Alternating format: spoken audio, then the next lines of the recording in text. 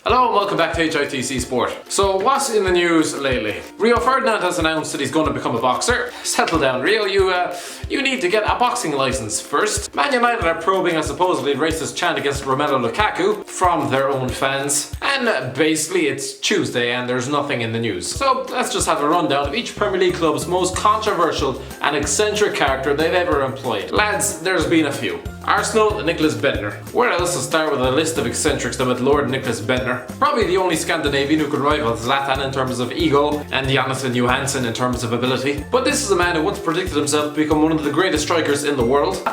Was caught coming out of a nightclub with his trousers around his ankles. Was arrested for allegedly smashing up cars in Newcastle. And was revealed £80,000 for revealing Paddy Power branded underwear during Euro 2012. Right, so I think we can all agree he's a raving lunatic. Sorry, alleged raving lunatic. Our lawyers are going to love this video. Bournemouth, David James. David James was always an interesting character. On his day, he was a fine goalkeeper and worthy of the #1 England jersey. Unfortunately, his days were as fluctuating as his hairstyle, and more often than not, he was throwing the ball into his own net. One time, he even blamed his bad form on his addiction to his PlayStation. I mean, he didn't last long at Bournemouth though, having signed for them at 42 years of age. Brighton, Mauricio Taricco. Mauricio Taricco may have enjoyed over 10 years of football in England, even coming out of retirement after 6 years to play under Gus Poyet at Brighton. But the Argentine was one of the dirtier players in recent years, and was someone who probably would have killed his own grandmother if it meant he got what he wanted. But we'll get on to Stephen Ireland later. Burnley, Joey Barton. Where do we start with Joey Barton? We could talk about him beating up teenagers outside fast food restaurants. We've all been there, am I right? No. The fact he used his own teammate's eye as an ashtray, thinking of the environment, I guess. Or when he made another teammate's face look like a mashed potato. Oh, without forgetting taking on the entire Man City team as a QPR player. He was a bit outnumbered. He looked like he was keeping his nose out of trouble at Burnley though, until April of this year when he was banned from the game for 18 months after admitting to breaking the rules over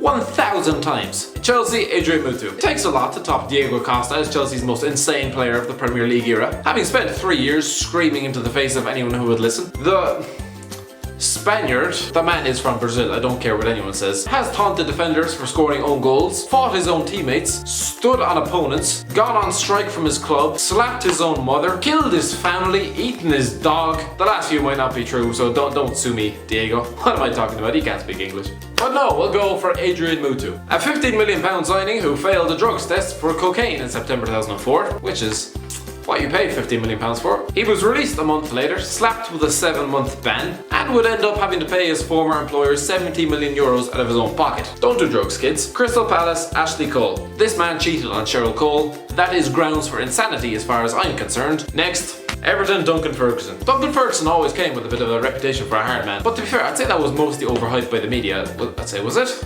Alright, the former Everton striker has 4 convictions for assault, 2 from taxi rank scuffles, in which he ended up headbutting a policeman. How did he think that would ever end well? Another for punching and kicking a football supporter on crutches. Oh, Duncan. And the third for headbutting an opponent, where he ended up behind bars for 3 months. Would not invite him round for Sunday lunch. He would probably stab me in the eye with the bread knife. Oh good God, I hope he does not watch YouTube. Oh, and just a tip for all you burglars out there, stop trying to rob his house. He's already put 2 of you in the hospital. Huddersfield Town, Gary Taylor-Fletcher. He may not be particularly crazy, but I'm going to include him anyway for the sheer fact that he's managed to carve out a decent career, despite the fact that he looks like he's devoured his entire family in one sitting. Leicester City, Jamie Vardy. Jamie Vardy may look like somebody that if he wasn't playing football, he'd be spending his afternoons screaming into Jeremy Kyle's face. But you've got to hand it to him. He has gone from getting smashed on Skittle vodka to Premier League glory within half a decade, which is quite a tale. Not quite Hollywood though, because whatever did happen to that movie. If it ever does get made, better leave out the part where he racially abused that Asian lad outside the casino. Maybe don't include the times he punches himself in the face from just because. Or that criminal conviction he picked up for assault 10 years ago. Best to sweep all that under the carpet when you make him the next Santiago Munez. Liverpool, Luis Suarez. Luis Suarez is a great player and scored a lot of goals for Liverpool, but he seems to get hungry an awful lot on the pitch. And since nobody is offering him a sandwich, you gotta hand it to him. The man improvises. Cannibalism is a bit of a taboo subject in modern society, and with good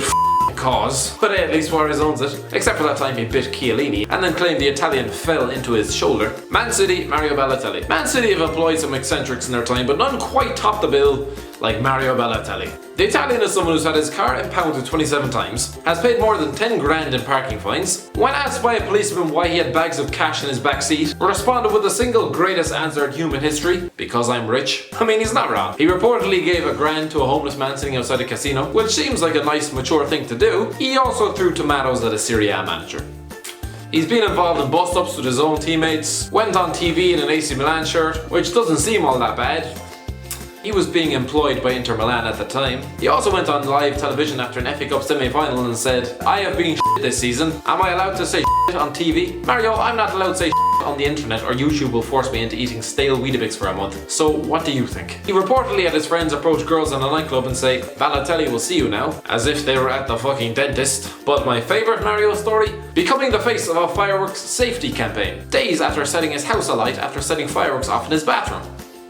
Manchester United, Eric Cantona. Eric Cantona kicked a fan. Do I really need to elaborate on this? He kicked a football supporter. I mean, you also got Roy Keane, who nearly put someone in a wheelchair for the crack. But no, I think we'll go with King Eric. Newcastle, Tamori Ketbaya. Do you get any crazier than two footballers trying to kick lumps out of each other in front of 52,000 Geordies and a couple of weeks before an FA Cup semi-final? Probably not, but I'm gonna go for Tamori Ketbaya anyway. A man who needlessly decided that the advertising hoardings needed a good seeing to after he scored the winner against Bolton. In his head, he might have thought it came across as a wild, passionate celebration, slightly venting his frustration at being on the bench. In reality, it looked like he was possessed by some demonic beast. Worked out real well for you, Tamori. Probably sent about 200 kids home from that stadium having absolute nightmares. Southampton, Danny Osvaldo. Jason Puncheon did once walk off a football pitch looking for a toilet, but you don't really get much weirder than that. Could he not have held his bowels together for another 20 minutes? We'll go for Danny Osvaldo though, a man who recently retired at 30 years of age to concentrate on his music career. I can see that one taking off real well. An undeniably talented player, the Italian was prone to volatile attacks.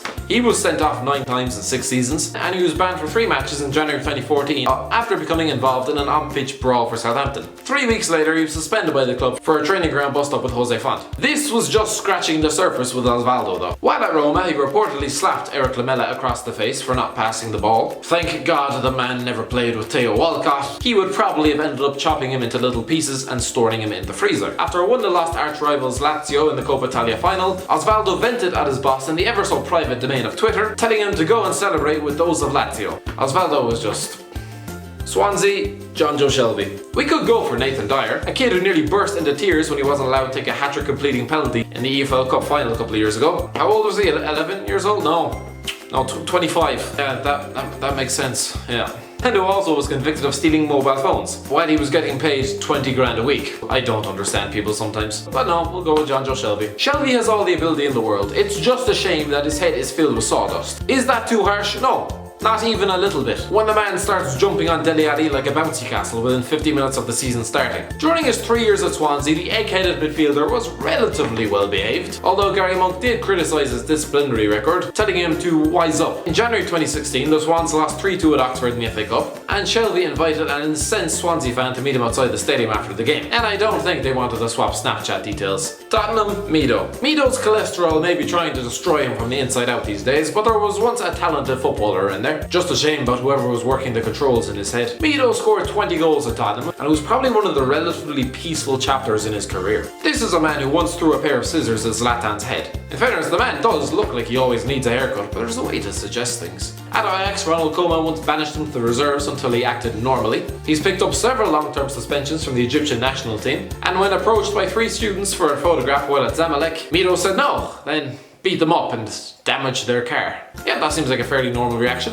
He went to jail for a week for that. Stoke City, Stephen Ireland. Stephen Ireland is a lot of fuss over nothing. He's only ever played 6 times for his country, but when he announced his international retirement at the age of 21, it seemed like the world was falling in on the FAI. Anyway, in September 2007, he was called back from international duty after his girlfriend had suffered a miscarriage. Sad, yes, but in true Ireland fashion, the player, not the country, were not all mad as badgers. He told the FAI that his grandmother had died. Oh no, Stephen, you can see what's coming next. So the granny had a look through the paper, read that she died, checked her pulse to make sure, and contacted the media to basically tell everyone that no, she was still kicking. So Ireland, who's probably pulling his hair out in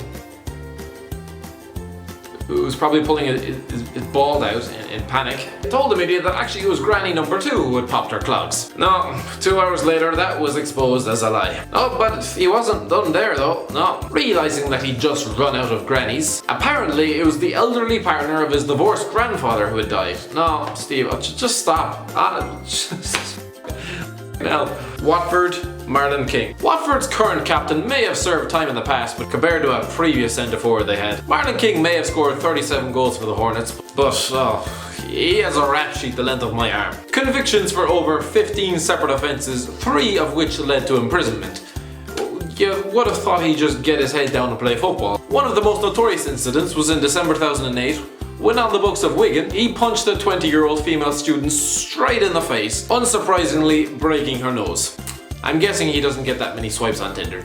West Brom and Nicholas Anelka. 2 words, the Quenelle. Do I really need to say any more? West Ham, SAVIO and NSEREKO. So you were probably expecting Paolo Di Canio here, or Rebel Morrison? Nah, too obvious. Let me introduce you to the crazy world of SAVIO and NSEREKO, a man who you've probably never heard of. And if you're a West Ham fan, you've probably gone into therapy to try and erase him from your memory. In terms of his impact on the Premier League, it was virtually nil. The Hammers tried to replace Craig Bellamy in January 2009 with the Brewster striker for £9 million.